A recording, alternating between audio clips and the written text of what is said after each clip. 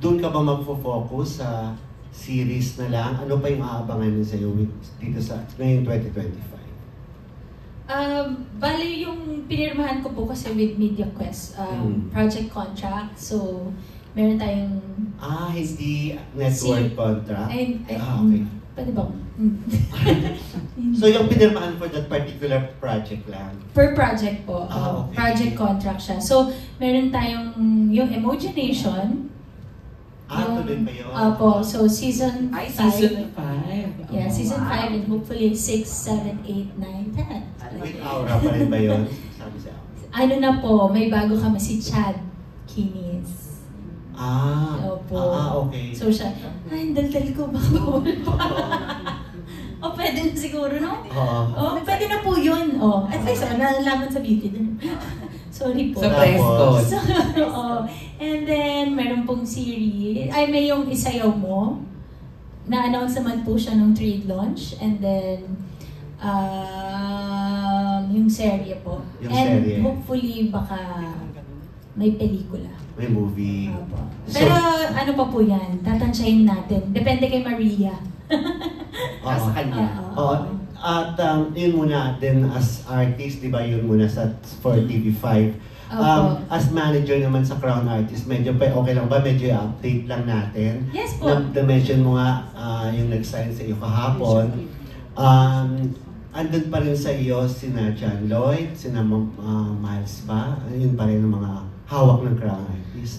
Si Lloyd po, si Lloyd nung buntis ako, kasi sabi niya, parang di naman ako tatrabaho. So parang nag-separate ways kami, with respect naman. Sabi niya, hindi man siya nagtatrabaho, parang dinidecline namin yung mga magagandang projects na, alam mo yun, kasi focus din siya kay Elias, parang ganun. So may namimili din siya sa projects? Lloydie kasi hindi naman active now din po. So parang siya din, sabi niya, parang, di ba, which is tama naman, di ba? So, yun lang po. Si Miles under pa rin sa inyo? Hindi na rin. Hindi. Si Marvin ba? May na-handle kayo kay Marvin? Social media lang? Si Kuya Marvin, parang pag may inquiries, di ba?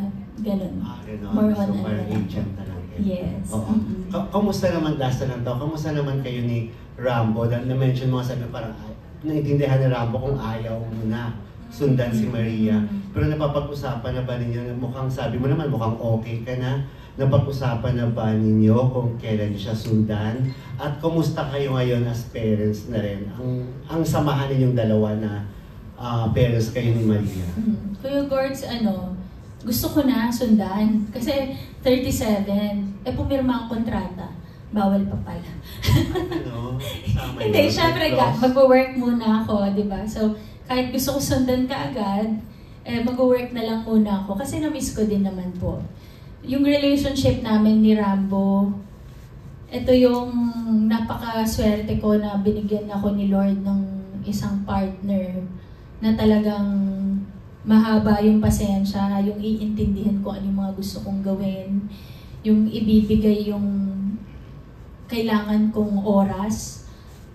Kunwari, hingi ako ng gusto ko punta ng ganito, okay lang ba maiwan sa'yo si Maria, yung mga ganun. Yung meron akong partner na nakakaintindi sa akin, yun kung may topak ako. Kasi yung postpartum parang hindi ata maiiwasan yun. Pero ano lang naman po yun, konti-konti lang. Yung pag gusto mo ng katahimikan, pero uuwi ka rin kaagad. Parang mas humaba ang pasensya ni Rambo sa'yo. Oo. So ngayon, kahit malilibutin ako, ganyan. So yun, mas talagang mag-asawa na kami, yung ganon. Tapos, yun. Ano naman po siya, masaya siya para sa akin na alam niyang gusto kong bumalik na rin ng work. Tapos alam din niya na ibabalanse ko lang din dahil yun yung sinasabi ko, yung iniintindi niya na ang dami kong gusto. Kaya susuportahan lang niya. Gusto kong mag-work, pero gusto kong magpakananay. O parang lahat ng trip ko, sinusuportahan niya. Parang sige lang. Tapos lagi siyang nandyan lang sa likod ko. So hopefully, 2026 may kasunod na si Maria. Ano ba yung... And makambit. Makambit. Okay. Tingnan po natin. Opo. Okay. Okay. At yung